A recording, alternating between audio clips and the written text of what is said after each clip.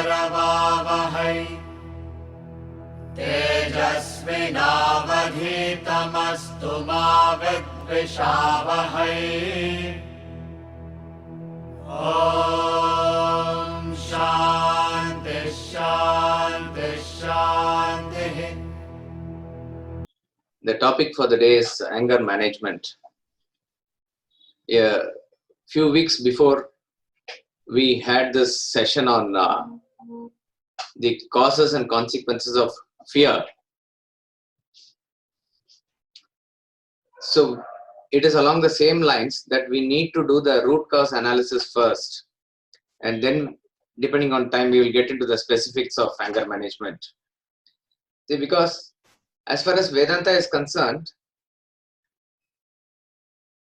there is no ad hoc solutions that are provided. Anger management, stress management, these are all quite famous topics, and all over the world there are many motivational speakers and many courses that are being conducted on that. In fact, we also happen to indirectly participate in an anger management course recently online. In most cases, if not all, the problems are dealt with at the symptomatic level. Vedanta always leads the participants to the root cause of the problem. Just as in the stress management also, Swamiji gives the example that if you need to understand what is the cause of your headache, one thing is to take in a aspirin or a Saridon pill as and when the headache comes, and that will subside your pain. But a good doctor will try to find what is the root cause of the headache, and if it is, let us say, something like a tumor in the brain, then that patient must be made aware of that. Once that is shown to him, it may take time to go, but he is sure to remove it from the cause. If we are merely treating it from the symptom level, it is going to recur again and again because the cause is still there. Now it is exactly like that for anger also. There may be very many techniques that are given that you need to close your eyes and count up to 10. Think of your own child or any beautiful flower or any nice picture whenever anger comes, or you take in a deep breath and count 10 times. Various things like this may be mentioned. Maybe up to the count of 10 you will control your anger. After 10 the anger will be much more. The possibility is there. So this is because we are not dealing with the root cause of the problem. So we need to understand where anger stems from, or for that matter, any negative emotion.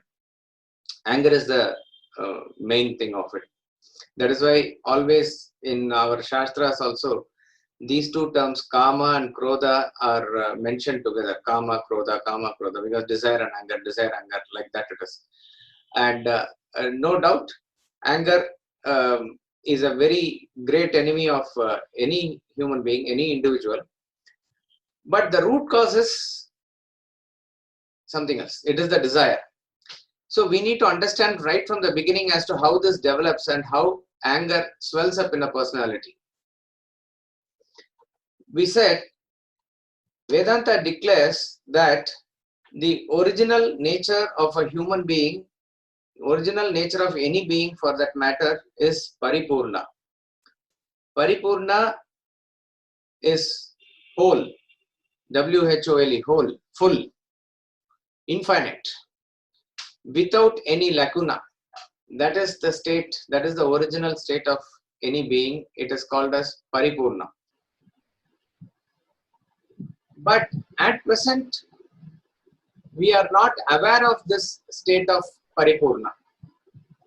We believe ourselves to be a limited individual. We don't feel ourselves to be infinite. And therefore, we always feel a void.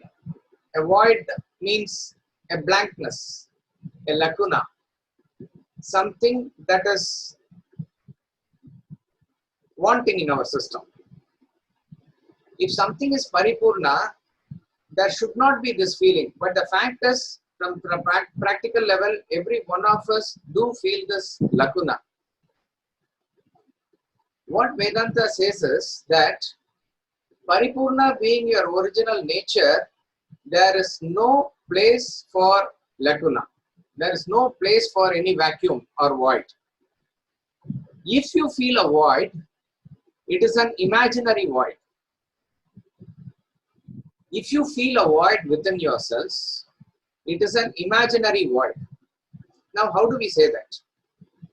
One is that we take this statement from the Maharishis who gave out these principles of Vedanta, that they are saying, what they are saying is that they have reached that state of Paripoorna.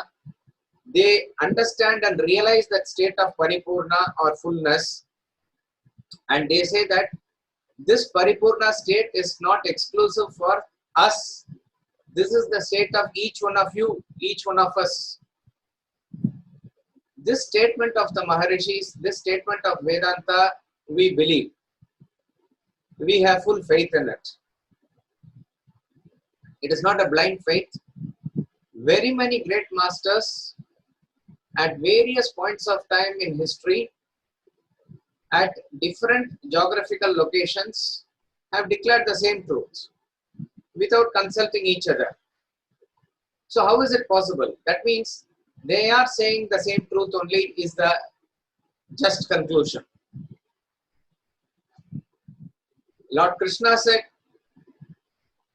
Adi Shankaracharya said, as recent as Ramana Maharshi, Ramakrishna Paramahamsa and these great masters also said, whoever has attained that complete state of self-realization from the depth of their anubhava or experience, they declare that the original state is Paripoorna. And what they are saying is this is universally applicable for all. So therefore, based on our faith, we can understand that our state is Paripoorna. I have nothing else to achieve. I am absolutely peaceful. I am absolutely calm and still. This is the state of that infinity, which really cannot be described in words, but these are all the sort of indications that we have. This is from one side of the equation, that we have full faith in their statements. But on the other side, we need to understand this from our own experience also, from our own present limited experience also. What the masters are saying is that your original nature is Paripoorna. If you feel a void, it is an imaginary void. It is not a real void. But how do we understand this? One is that imaginary void is declared by the masters. Another is from our own experience, we need to understand, or we need to somewhat derive that it is an imaginary void. Whenever there is a void, we try to fulfill the void. When I have I feel void, therefore I need money, or I desire, and I think that money will fulfill my void. I think relationship will fulfill my void.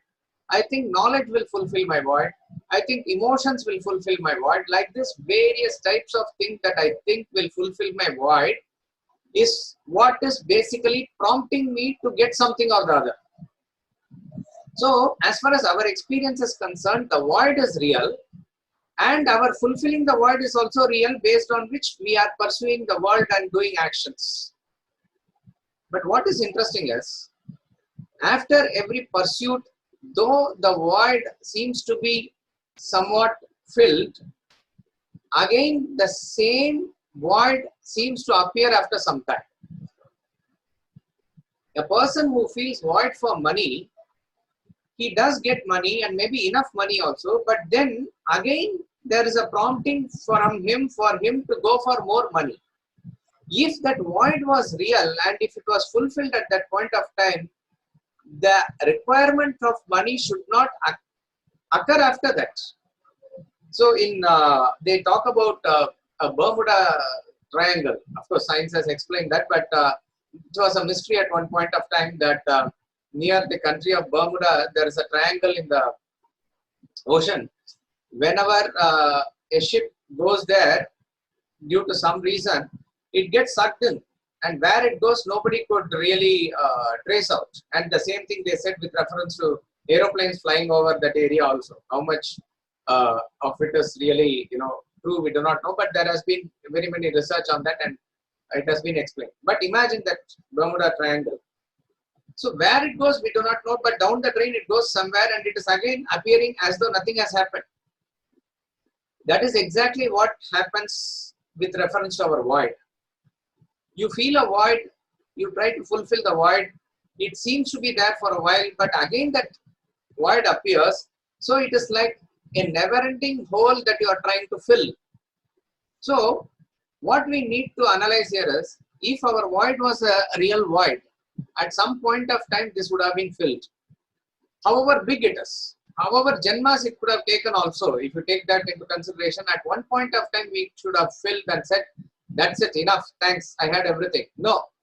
At every point of time, be it knowledge, be it emotions, be it power, be it money, be it relationship, be it whatever it is, we tend to want it more and more and more, as though the void is always remaining within us. So, we can come to this conclusion that this void is an imaginary void. One is from the statement of the masters, right hand side of the equation. One is from your own experience, which is the left hand side of the equation. If you equate these two, we can come to a sort of a firm conclusion that our original state is Paripoorna, and the void that we are experiencing is an imaginary void. So it is because of the ignorance of our Paripoorna that we have this imaginary void. Once we understand how this imaginary void occurs within our system, it is easy to explain further down the line what happens. What is the product of this imaginary void is a thought.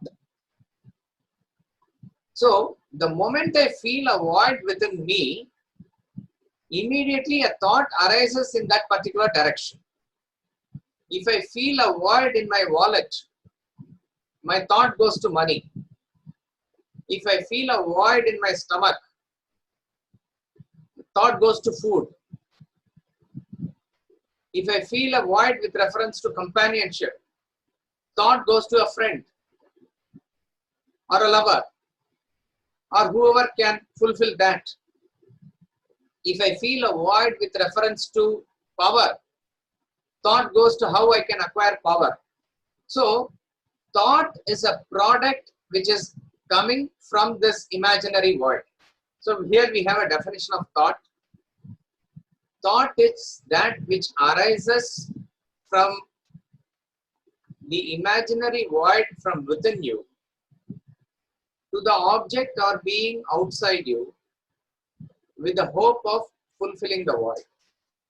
So that which arises from within you and bridges the gap between that void within you and the object or being outside you with the hope of fulfilling that void, that is called as thought. So thought is coming from imaginary void. Remember, thought per se cannot be defined. Thought is understandable by itself.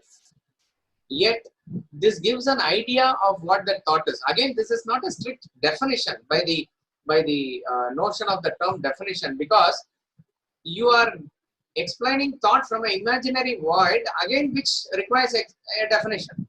Void has no definition as it is. Okay, so we can understand, because we all have thoughts. You have thought, I have thought, everybody has thought. Where does this thought arise from?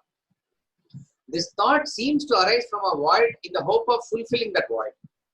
Therefore, it may go to money, it may go to power, it may go to friends, it may go to anywhere where it thinks that is going to fulfill itself in terms of finding a satisfaction, in terms of finding a satiation with reference to that void. So this is how thought arises. Once the thought arises, you need not do anything else. Meaning your mind need not do anything else. This indiscriminate thought that comes within you, the mind has a tendency to muse on it. Muse on it means to think over it again and again and again. It becomes a repetitive thought flow. That is how slowly the thought gets strengthened. If you imagine thought to be one ray, then it just gains momentum and forms a thin stream of thought flow. So when thought becomes stronger by a man musing on it, the thought transforms itself into what is known as attachment. Attachment can be called as sangha. In Sanskrit, the term used is sangha. So thought is one ray. If you figure it that way, then attachment is a thin stream of thought flow. What is attachment? Attachment is a thin stream of thought flow that binds you mentally to the object of your attachment. What is the symptom at this stage? The symptom at this stage is that when a person is attached to the object of his thought, then he is comfortable in the presence of that object or person. He is not comfortable in the absence. For example, if a boy is attached to a girl, even in a crowd of 100 people, he is comfortable if she is there around somewhere. From the corner of his eye, he knows that she is there, and then he feels comfortable. If she is not there, there is some sort of agitation. If a man buys a new car, he is attached to the new car, it's parked over somewhere there. If he is attached to the new car, constantly one portion of his personality is just watching that car. Whether a crow is sitting on the car, whether somebody is leaning on the car, whether they are making a scratch or not. Constantly there is a binding with that object. This is called as attachment, and this attachment comes because of your strength in the thought flow. Now it is a thin stream of thought flow. Attachment is called as sangha. Again, you need to keep quiet and the mind keeps on musing on this again and again and again till the thought flow now gets further strengthened. When it gets further strengthened, the thin stream of thought flow becomes a thick stream of thought flow, and thick stream of thought flow is called as desire. Desire is called as kama. In Sanskrit, it's called as kama.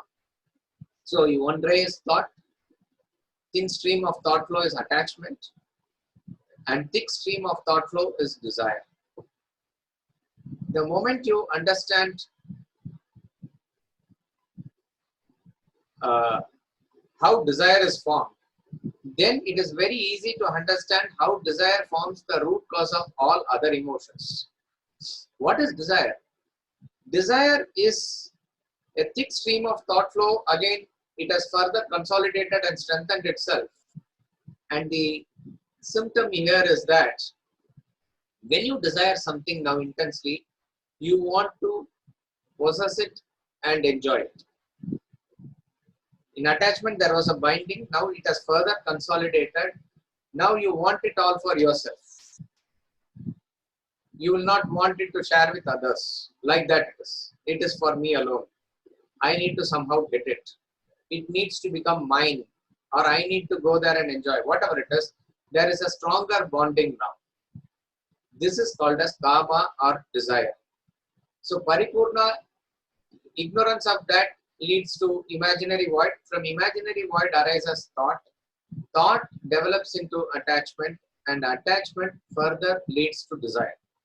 Once desire is formed, as we said, that forms the root cause of all other negative emotions that we have. The root of all emotions is desire only. When desire is there,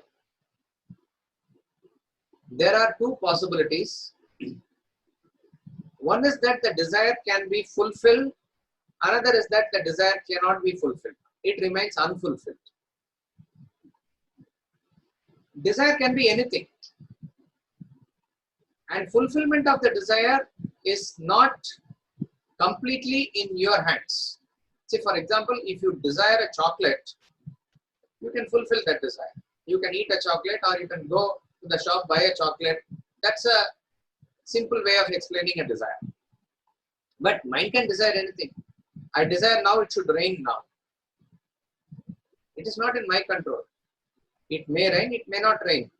But my mind desires that it must rain.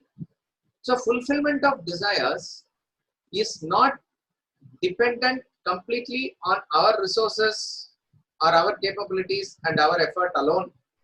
Various other factors in the world has to come together for the fulfillment of your desire. Since our mind is in a constant flux of change and world is in a constant flux of change, as we gain more and more momentum into any desire, chances of its remaining unfulfilled is also growing more and more. So there is every good chance that desires will remain unfulfilled, or your desires may be interrupted so that they remain unfulfilled. It is this unfulfilled desire or interrupted desire that leads to anger. Remember this. Anger cannot arise in your personality unless otherwise there is a base desire backing it. This example is always given. You would have listened to Swamiji also in public lectures. Suppose if there's A here and A loves B. So here is a thought current that goes in this direction. This we can call as desire. If another suitor, John, the A is Tom, B is Elizabeth. If another suitor, John, comes in between now, what John does is that he interrupts this thought flow. He has come in between A and B, as it were. So A's thought currents get interrupted, so they deflect towards C, and this deflected thought currents is called as anger. Sorry, this is called as anger.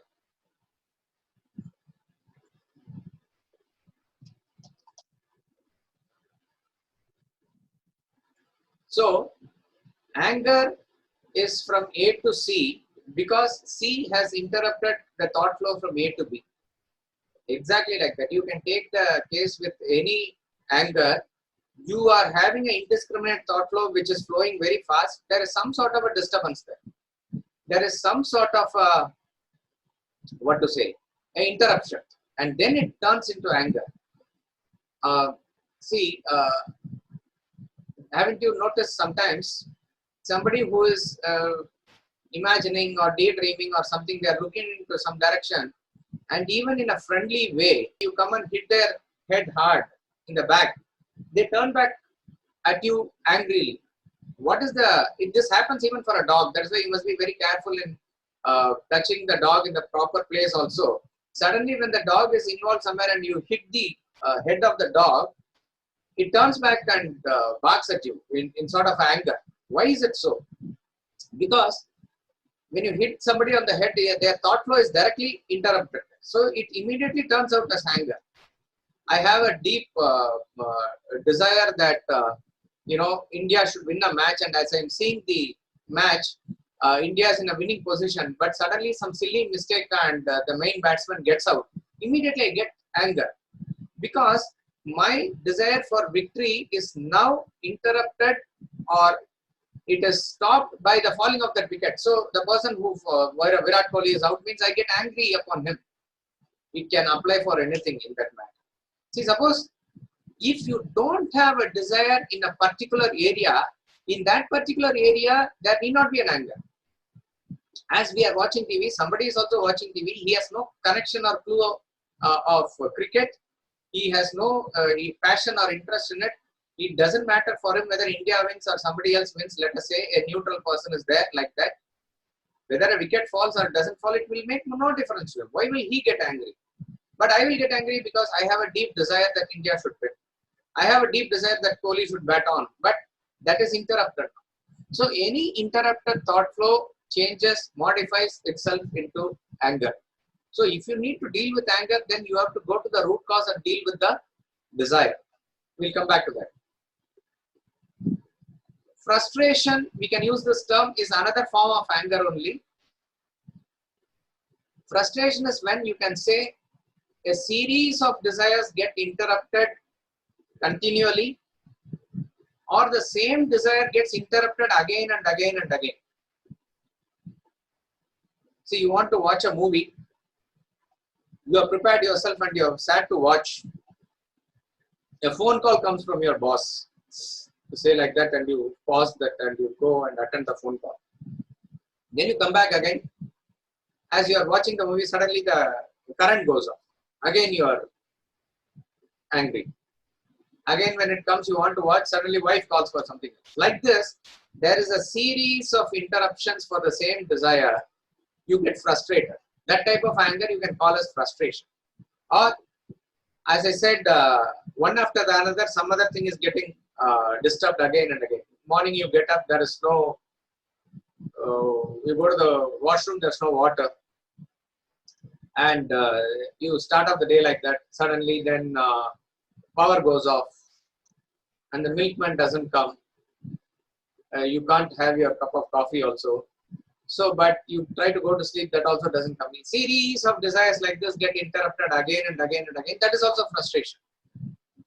So, frustration is a form of anger where there is again an interruption, but on a continual basis. In the previous example, when the thought currents go from A to C and we said that is the root cause of anger, when you deposit this thought current again and again and again, that is what gets consolidated as hatred. Desire is called as kama, anger is called as krodha, hatred you can call as dvesha. Dvesha is hatred. So, when you then think of that person, when A thinks of that person again, what comes is a hatred in his mind. He has consolidated his anger thought flow to such an extent that it modifies itself into hatred. So the root cause of anger therefore is desire. When desire gets interrupted, unfulfilled desire transforms itself into anger. Now you may say, I have all the resources to fulfill my desire. Don't bother about unfulfillment. If I want rain now, I'll go to some place where it is raining. I have that capacity. If I want a cool temperature all the time, I can make a AC wherever I can arrange for an AC wherever I go. I have all the resources to fulfill. Anytime I want ice cream, I'll have. Anytime I want mango, I'll have. I have all the capacity. So therefore, is the problem solved? Vedanta says no. Even if you have got, assuming, even if you have got that capacity to fulfill your desires also, there is no guarantee that it is going to satisfy you. Because these fulfilled desires are going to transform themselves into some other way. How do these fulfilled desires change? First and foremost thing is, it changes itself into greed. Greed is when you want it more and more and more for no reason or rhyme. Till the achievement of a desire, it appears very big. Once you get it, it appears small. Then what? Aur kya? Then it goes for it more and more. It further gains a momentum into it. That is called as greed. Greed is called as lobha. We don't have time, but there are various episodes and characters in the Shastras to explain this. Today we'll try to focus on only anger. I'm just giving the full picture here. So, fulfilled desires, when it gains momentum, desires gain further momentum and transforms itself into greed. Then you tend to compare yourself after the fulfillment of desire to some extent. Mind tends immediately to compare yourself with somebody who has more than you at that stage. That transforms itself into envy or jealousy. Duryodhana is a picture of jealousy. Ravana is a picture of desire. Hiranyakashipu is a picture of anger. These are all literally you can take as asuras and rakshasas are villains of the story, but symbolically they also represent the negativities in our mind. So jealousy is when you think one is to at least justify, I want it and to fulfill my desire, but why is the other person having it? That is where it will compare itself and transform itself into jealousy. It's a green-eyed monster that consumes the same person, says Shakespeare. It mocks the prey. He compares jealousy. See, suppose you see a cat trying to catch a mouse, if it corners the mouse and there's no escape route for the mouse, it will not immediately pounce upon the mouse. It will sort of tease and play with the mouse, and then it finally catches that. Exactly like that, the mind teases you with these negative emotions, particularly jealousy, and then finally it consumes you only. So that is when you compare yourself with somebody who is higher. When you compare yourself with somebody who is lower, you feel arrogant. That they are somewhere low and I am somewhere high. This is arrogance. Envy is called as matsarya. Arrogance is called as mada. Mada is arrogance, haughtiness. And then what comes always with the fulfillment of desire is a bonus that comes along with this is fear. Fear of losing the object. Fear is called as bhaya. So fulfillment of desire is no guarantee. The moment, fear we have dealt with in detail, so I am not going into it. The moment you fulfill a desire, immediately the thought comes, what if I lose this object? So immediately a fear catches up. So at the stage of attachment, we said the symptom is that you are comfortable in the presence, you are not comfortable in the absence. When it comes to desire, which is a thicker thought flow, you want to possess and enjoy it. At the next level, when it has transformed into either anger or greed or envy or arrogance or fear, it has gained further momentum. In various forms, in various directions maybe, but it has gained further momentum. Here the symptom is, even at this stage of anger or greed or envy, if a person is at least aware of these negativities when it is coming, he is aware that he is an angry person, he is aware that he has got greed or fear or arrogance. If that awareness is there, then the chances of using his intellect to control them is there. Chances are there. But you have to remember, as the desire gains further momentum and goes into a full flow, awareness takes a backseat. It is not possible. But I am saying, if he has sufficiently developed his intellect so that the awareness props up, even as this desire gains momentum, there is a chance that he may control greed, he may control anger, he may control arrogance or control fear. But when it gains further momentum and goes to the next stage, which is called delusion, there is no chance of control. At this stage, we may call it as moha.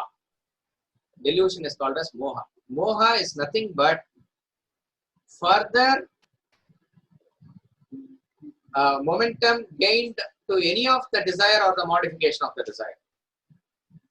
At the stage of delusion, you really do not know what you are thinking, what you are speaking, what you are acting. That is called as delusion.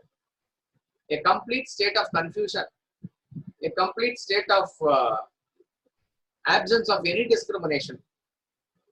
That is delusion. Any particular emotion, when it goes beyond a point, will lead to delusion. In Ramayana, there is an episode, since it's on anger, we will take that only. Rama and Sita are generally level-headed characters in Ramayana. Personification of knowledge and love, like that it is. Lakshmana is a very temperamental person, very emotional person. He has this immediate bursting of emotions. Of course, it's all coming out because of deep love and respect for Rama, nothing else. Whether he showed his anger against Dasharatha also, whether he showed his anger against Bharata also, everything comes from his deep devotion towards Rama, but it comes. In the forest, Sita wants the golden deer and she asks Rama, and Rama goes ahead to fulfill that desire. At that point of time, it is a very interesting analysis that Lakshmana becomes somewhat level-headed and he says we should not believe this deer. There cannot be a golden deer, some Rakshasa like that. But the story is, that's a different thing. He goes ahead. And the story is that Maricha, before his death, shouts in the voice of Rama, "Hey Sita, hey Lakshmana," like that. Sita hears this voice and she is now very agitated. She is very afraid. She wants her husband to be saved. So there is a desire for Sita. First the desire was for deer. Now the desire is the safety of her husband, which is very obvious. So she immediately, based on the desire, tells Lakshmana to leave and be of service to Rama, where Rama has told Lakshmana not to leave. So Lakshmana politely refuses, saying that my brother's word is that I must not leave you, so I will not go. So Lakshmana's refusal acts as an interruption to Sita's desire now. Therefore, Sita gets angry and she shouts at Lakshmana, and further it consolidates to implore him to go. Again, Lakshmana, with all his might and control, refuses and he says, "No, Rakshasa can touch my brother. Please, my sister-in-law, don't ask me to go." At the last level, it breaks out and Sita goes into a state of extreme, whatever you want to call it, and says certain words which normally she would not say. That stage you can call it delusion. Any emotion for that matter goes into that stage. It is delusion. At that stage, you do not know what you say, what you can be of any character otherwise. But when this particular thing goes beyond control and goes into the state of delusion, you really do not know what you are saying, what you are doing. That is delusion. Delusion further leads to loss of memory. Loss of memory is called as Smriti Bhramsha. Smriti Bhramsha means you completely forget who you are. You can be a managing director of company, you can be a whoever you are. Such unbecoming thoughts and unbecoming deeds will come out of it. It is at this stage that heinous crimes like rape, murder, all these are committed. That person doesn't really know what he is doing. He has gone into such an extent. The mind has taken him to such an extent. That is loss of memory, Smriti Bhramsha. Finally, the picture is complete by saying it leads to loss of intellect, Buddhi Nashaha. All these things that we have discussed till now, it's very interesting, is taken from Bhagavad Gita 2 verses. Verses number 62 and 63 of chapter 2 talks about the ladder of fall. How a person falls from a state because of a thought and then how it gains momentum to reach to this state where he says, Buddhi Nashat Pranashyati. Loss of intellect, because intellect alone defines what a human being is. It is the essential quality or essential facet of a human being. Animals and other creatures don't have intellect, but their life is well programmed. They, though they have all the emotions, it comes and goes. They do not consolidate on that and they don't go into delusion and loss of memory. The nature provides ways and means by which they are out of it. So if two hippopotamus fight for a particular territory in the river, there will be anger, there will be fight. After that, the other hippopotamus which loses will go away. It will not plot a revenge and it will not carry that thought for long. It will not do that. It will find some other area, it will find some other partner, like that it is. So in animals, it is programmed, it's computerized. But in human case, that is not so. Therefore, we need to build an intellect to control it, to channelize it. But if intellect is not there, or the developed intellect also to some extent is not available at that point of time, or at that point of time the emotion takes over and it crosses that level, it goes to such extent that it's a precipitous fall. So at every stage we find that it gains further and further momentum, and there is no way of returning back once you gain further momentum. We would have played these games when we were young, that you throw a ball and it comes in the steps like that. But imagine you are going to catch the ball from the top of the step. The ball runs into the first step, it goes into the second step, then it goes into the fourth step, it gains momentum, then 7th, then 15th, like that it goes. If you want to retrieve the ball, you have to quickly go and pick it up in the first step or second step. Otherwise, it gains momentum and it is out of your control. If you want to put a stop to the river, you need to go to the very source of the river where it is still in the very small rivulet form. Small streams of water. Small streams of water here and there collect together and then they form a bigger stream, a rivulet, a small river, Then when Ganga comes to the plains, it's torrential flow of water. Once it becomes a torrential flow of water, you cannot control it. You cannot put a dam there. It's not possible. It will wash away with. Exactly like that. If we need to understand and control our thought flow, it has to be as early a stage as possible when it is gaining momentum. If you leave it and allow it and muse upon it and get a kick out of it and allow it to grow within your system, when it gets into anger, when it gets into other modifications, and when it goes into the level of delusion, it becomes extremely difficult. And you cannot, you can maybe repent at that stage, but it is very difficult. Now the question arises as to how to deal with this thought flow, because we have already got desires. We have already got these desires. How to deal with the indiscriminate thought flow? Of course, intellect is the direct answer, but we need to work on it on a systematic basis. First and foremost thing is, never ever allow the momentum to build up. Any desire, any thought that comes, you have to scrutinize the thought under the microscope of the intellect at that time only.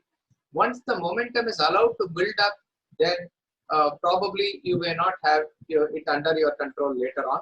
So a constant awareness at least must be there that it does not swell up in your personality. Scrutinize the thought at the level of your intellect. Okay, we have already got vasanas, we have already got a lot of desires in a lot of areas. At least when a fresh thought comes, be aware of it.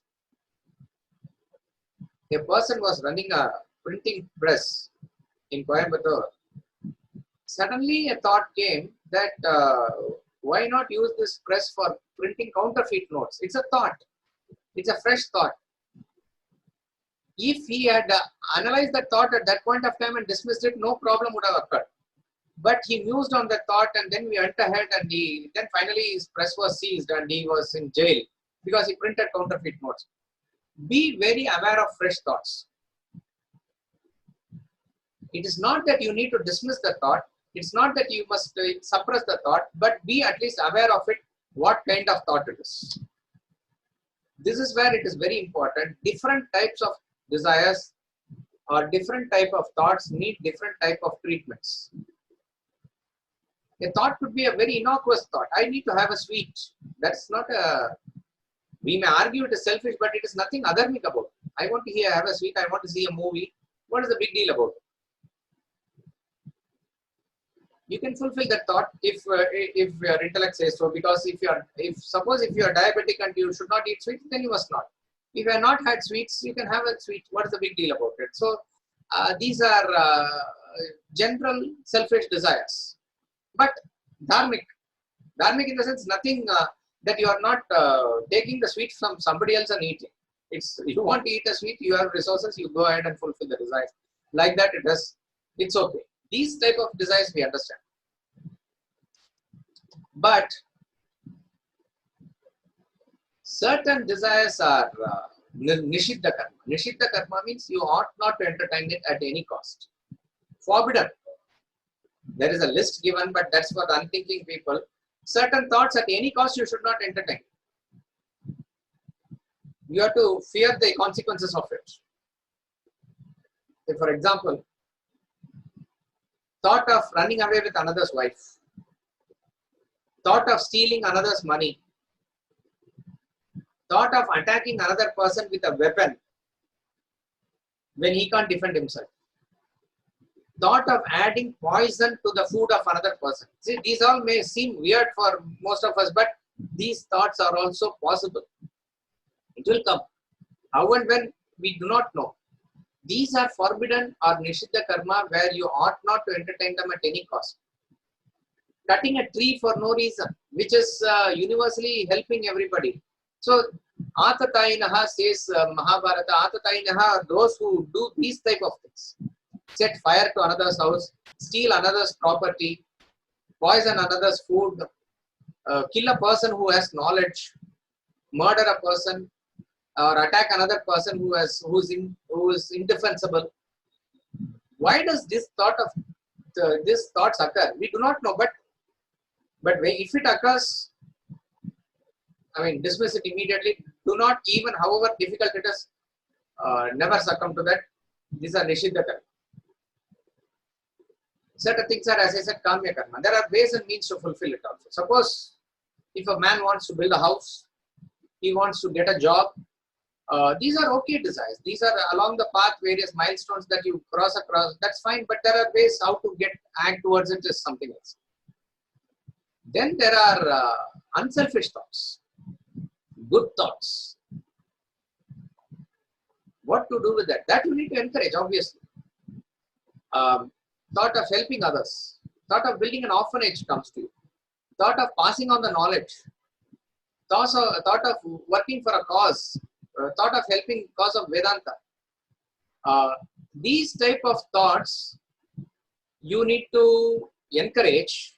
At the same time, you need to be careful that these thoughts also should not gain momentum by themselves. It's very interesting that indiscriminate thought at any level is what there is a potential of causing damage. These type of thoughts come with certain level of intellect and awareness. So you may not go into that indiscriminate mode as a selfish desire, but still be very careful of mind going along with the unselfish thought for the indulgence of it. It's very interesting that we may not know, but unconsciously your resultant desire of this may result somewhere else. Say, for example, a person wants to build an orphanage. This is a noble thought. So when this type of thought comes, your intellect must carefully plan it, carefully give a structure to it. Then you set it as a goal and pursue it. It's very good actually. It will help your evolution also. But once you have done that, let's say, now there is a lot of benevolent ego which comes that you are wanting now. You have successfully created a orphanage in Calcutta. Now you say, I want to create orphanage in Chennai, I want to create orphanage in Delhi, I want to create orphanage in Bombay, and internationally also I want to build it. This type of a thought now preoccupies and it is gaining momentum within your personality.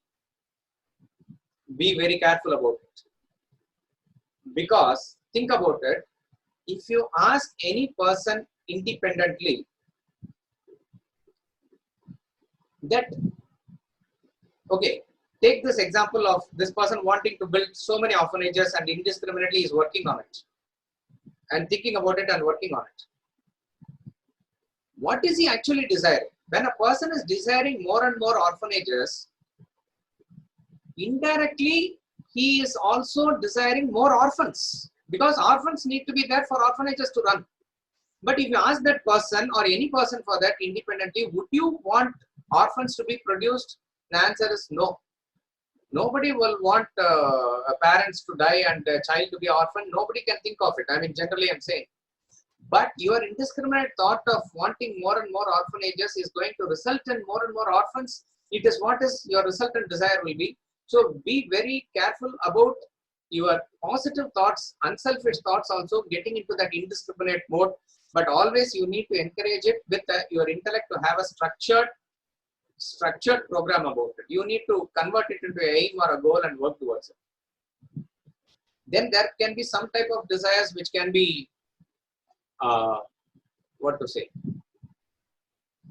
instinctive in nature, which applies for everybody universally.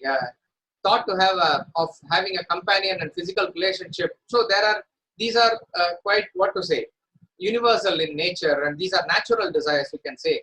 These needs to be carefully fulfilled in a proper way.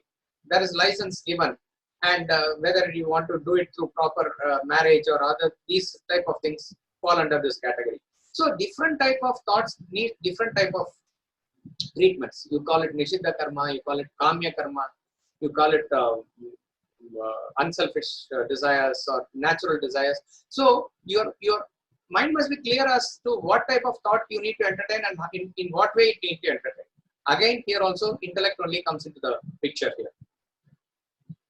Never ever underestimate the power of indiscriminate thought. Don't poo-poo the thought.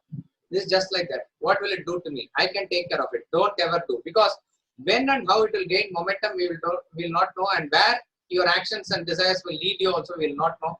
It will take then a lot of time to rehabilitate and redeem yourself. So never ever underestimate the power. convert your desire into aim or ambition, which we will not take up now. This is the way to deal with any desire, because we will quickly see few points with specifically with reference to anger. Anger is a disease in whichever way it is not justified. In anger, actually what happens is that when there is anger, we tend to shout at other persons. This is the main and first symptom of anger. When anger comes, even if bad words and everything may come, but even if the person may be standing or sitting next to you, that bad words you will not say softly, you will shout. Shouting is a inherent part of anger. Now the question arises, very interesting psychology, that why does a person shout when there is anger? If you analyze this, when does a person normally shout? You will tend to shout normally when you want to be heard by a person who is far off. So we can very safely say that shouting comes when there is a distance. So in case of anger, what happens is that you feel a long distance or a long gap between you and the other person mentally. So even if that person is sitting next to you also, you tend to shout because there is absolutely no cordial relationship, love or anything. There's already a great distance that has come. So you tend to shout in this anger. First and foremost thing is, like in any negative emotion, we need to be aware of the anger. In any case of any type of madness, the mad person doesn't know that he is mad. Like that, a 40% mad person also doesn't know that he is 40% mad. Any emotion that swells up and takes over your personality, you will not know at that point of time that you are caught up in that emotion. So an angry person, he may even say, tell me when I am angry, and he will shout like that. You cannot tell to him at that point of time that you are angry now, because he is not in a position that he is aware of his anger. When he becomes calm later on, he may reflect back on the experience and say, I was angry maybe. So generally, at least be aware of your anger. This applies to all negative emotions, particularly with reference to anger. Anger is like a disease. It is like a burning charcoal. If you pick up a burning charcoal and throw at another person, it is definitely going to hurt the other person. But before hurting other person, it's going to hurt you also. This is the difference.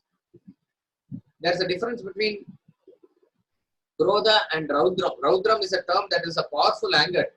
Raudram is the anger of Lord Rudra, as it were. And Bharatiyar says in his instructions for children, Raudram Padaga, that means practice Raudram, he says. Very interesting. What it means is the difference between anger and Raudram is Raudram finishes off other person, but anger finishes off you definitely. It will hurt others, but it will definitely finish you. It is a disease that is going to kill you. With the root cause of analysis from Vedanta, we need to understand that the root cause is within you. You cannot blame external circumstances. Therefore, when you are analyzing about that, you have to internalize all the problem. The stress is caused because of my unreasonable expectation or something that is causing from within me. It is very easy to blame that person causes anger and this person causes anger because of that behavior. But if you go one step backward, it is because of your unreasonable expectation. So you need to internalize the problem if you need to get rid of anger. This we need not say. Beyond a point, anger leads to suppression of emotion, leads to frustration. So this is not a license for you to shout, but you need to come up to that level where you need to have an intelligent vent of it. See, the point is, when the emotion is building, when the anger is building and it is gaining momentum, when two husband and wife is shouting or two friends are shouting or there is anger between employer and employee, when it is swelling up, just withdraw yourself from that situation. Withdraw yourself from the situation and do not allow it to come up to that level. So physically remove yourself away from the scene. When you are not expressive of the anger, at the same time you don't have the intellectual capacity to sublimate it, it collects itself as a poison within your personality, and that leads to various other complications. It will have a telling effect on your physical health also. Again, for this matter, you need not shout at others and make them agitated also. But what it means is that you can have a meaningful conversation when you become a little bit sober and take out that issue out of your system. If you need to speak out and have a healthy dialogue with your partner or anybody, do that. It is always better that once the anger has subsided for a while, 5 minutes later or 1 hour later or in the night, have a conversation and sort out the issue. Whether it is a management labor problem or international problem or any problem for that matter, in a somber mode, you need to have a healthy dialogue. Otherwise, it will lead to frustration. Rightful anger can be used for a cause. See, if there is injustice happening in the society and if you don't get angry about it, there's something wrong with you. It is certain passions that will lead you to have certain goals also. If there is no passion backing it, you will not, and that passion can be triggered by an anger also. Just to take as an example, hypothetical or real, Gandhi was thrown away from the train in Pietermaritzburg in South Africa. It is something based on his color or based on his personality that he was said you cannot have a first class ride. Being a brown or black, you should go to the third class compartment, and they threw him out. How can this be taken? Anger should come. If you are not angry at that point of time, there's something wrong with you. But what happens is when we personalize the anger, that is when it leads to a lot of negative consequences. It could be revenge, it could be frustration, it could lead you to suicide, whatever it can happen. Instead, you try to impersonalize it. You try to make it a common cause. You can try it in such a way that why should anybody be discriminated based on color? So then what happens? The same passion can be channelized to working for a cause. That is the right way. If there is corruption in the office and you are doing a proper project and he is asking bribe, it is a rightful anger. You must get angry. But how to deal with it is a different thing altogether. But my point is that anger, it has to be rightfully directed for removal of corruption, not because my project is hindered or something. There is a difference between using temper and losing temper. Sometimes you need to express the anger at the physical level, at the expression level, at the words level to get things done in a calculated way. Losing temper is angry and it loses its value. See, many times mothers also lose temper against the child, and when you use it again and again and again, it loses its value. After a while, the child knows how to deal with the mother. It will keep quiet and it will not, that anger will not have any effect at all. Rather, once in a while, you put up an act and shout in anger so that the other person gets a message. Particularly, you have to do it indirectly. See, suppose in a construction site, the workers are not doing the work properly. Let's say you as the engineer or whoever it is, you have to take the supervisor along the rounds, and in the presence of the workers, you need to shout at the supervisor. This is a calculated move. Then the message will go to the workers that it needs to be done properly. Even for when we talked about molding children, if in a way that parents know, the father is able to little bit raise his voice and talk to the mother in the presence of the child, indirectly to correct the child, that must be done as a last resort. Never deal it directly. It is to be done indirectly. That is called using temper. Here you are not internally angry, but you are using the temper for a purpose, for achieving something. Anger is like an uncashed cheque. Till you have it, it has a value. The moment you encash it, it loses its value. Like that it is. Therefore, it has to be very, very discreetly used. And lastly, whenever you deal with people, the basis of your dealing is always love. Mutual love and relationship is based on affection. This is what we need to cultivate.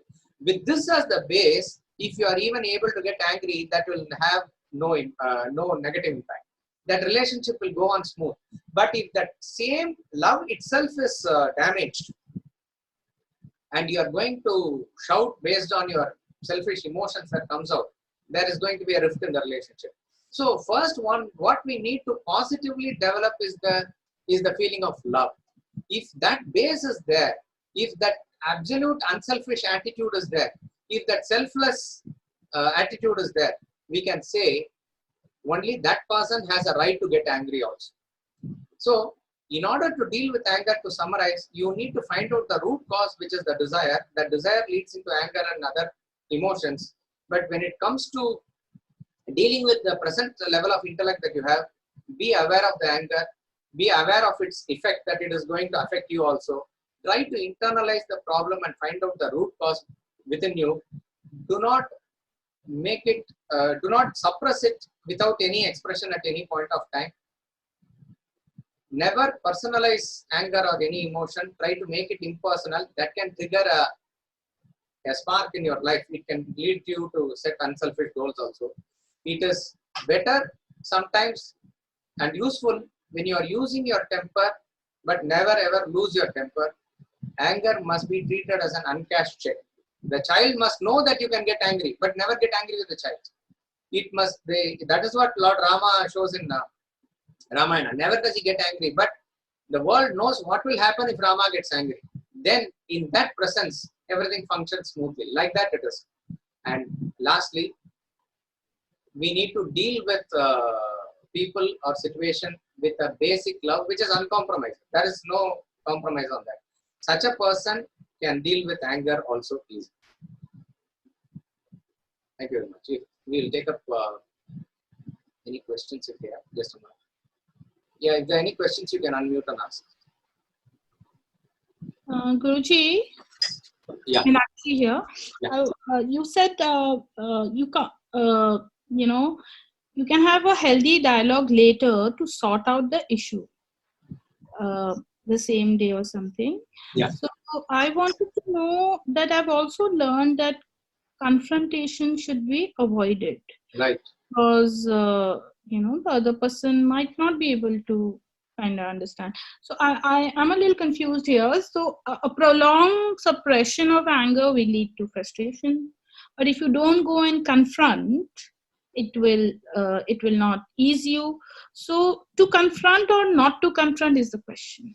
Okay, the point about having a healthy discussion is definitely not confrontation. It is not to be understood as confrontation. See, confrontation is when each person, let's say, hold on to his views, and then there is never going to be a meeting point at all. Discussion is to have yes, you need to put forward your view, but also accommodate and understand the other person's point of view, so that there can be a consensus that can be arrived at. And I am saying this can happen when there is a relative calmness in both the parties. So when it is swelling up and confrontation is happening, you have to withdraw yourself from the scene. That's what I mean. But if you are never going to let loose this emotion in some form or the other, what happens is that this gets deposited into your personality in such an ugly way that it will lead to other complications. See, suppose if the other person is in a very dominating way and there is no way to express yourself, then you will find that certain persons, they sort of gulp it inside, and that frustration comes out in a very bad or ugly way in a later stage.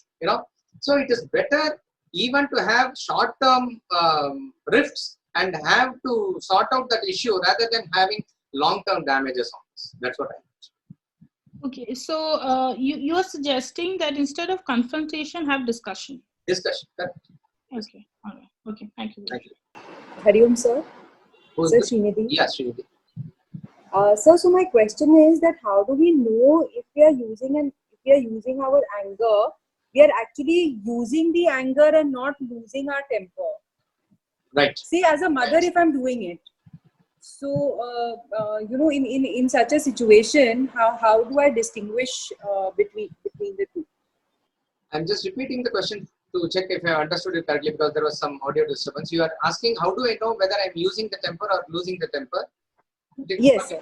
Particularly, you are putting the relationship with reference to the child, daughter. Yes. Okay. So when we talked about the using the temper, the very basis itself is that it is coming from the intellect. So you know and you calculate, you are going to use the language of anger. You are going to use the language of the temper. But there is absolutely no ill will or temper that is there within. So therefore, see, it can be even planned like this. Swamiji gives this example. A boy is going to write the 10th standard exam, and the exams are approaching, but he is not studying at all. He is roaming with his friends here and there. So the father needs to convey this message strongly to him. So if he goes to the movie and comes late one day, he waits till that point of time, and he has already told his wife also maybe, and he says, this is not a what you call a chowdhury or something where you can come and go at any point of time. You need to study and pass, otherwise I'm not going to pay your college fees. And he shout in anger, so that the message gets to that boy in a very deep way. But he definitely loves the boy and he has no anger towards the boy. This is a well prepared setup like this. So this is where if you deal it, it will be possible. And that's when we say it is used once in a while. Anger, when it's used once in a while like that, that will have profound impact. But most of the times what happens is, when other person does not fit into our mental pattern or what we expect, when it is not happening, then we tend to lose it. And at that point of time, it creates a very deep impact on the other side also. That when you expect other person to listen to you, it further puts away that person, that he is not going to listen to you in future also. Like that, it turns into the other. So it's basically, if you are doing it from intellect, you will be aware. Okay. Thank you, sir.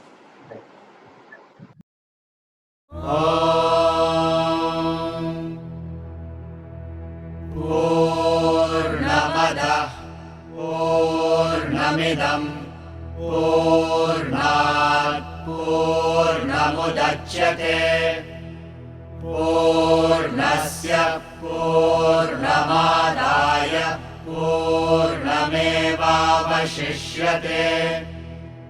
Om Shanti Shanti Shanti.